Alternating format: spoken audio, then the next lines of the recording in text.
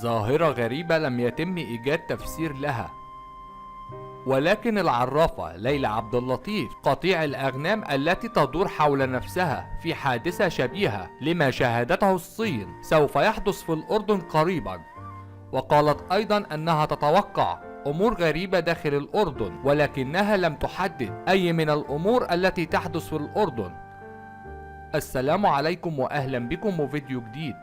لو أول مرة بتشوفني ياريت تشترك في القناة وتفعل الجرس على الكل، وزي ما عودتكم بنصلي على النبي عليه الصلاة والسلام. ويلا نبدأ الكلام. مشهد مريب ظهر بالصين ثم بالأردن، أغنام تدور حول نفسها. ظاهرة غريبة لم يتم إيجاد تفسير واضح لها حتى هذا اليوم.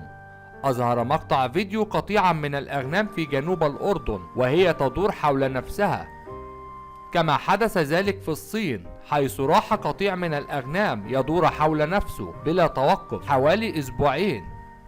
كما قال الشاب الأردني محمد النويسة أنه التقط المقطع في منطقة المرج بمحافظة الكرك وسط ذهول الجميع، كما بين أن هذه الظاهرة تحدث لأول مرة، والكثير من المرة توقفوا لالتقاط الصور والفيديوهات للقطيع، حيث أكد راعي الأغنام المسؤول عن الخراف أن هذا يحدث لأول مرة في تاريخه، فيما لا يزال سبب دوران الأغنام حول نفسها غامضا رغم محاولات المتخصصين وتفسير تلك الظاهرة المثيرة. وتعددت التفسيرات لهذا المشهد غير المألوف الذي أثار حيرة المتخصصين، إذ ذكرت بعض التقارير أن دوران الأغنام قد يرجع إلى إصابتها بمرض بكتيري والمعروف أيضا باسم مرض الدوران.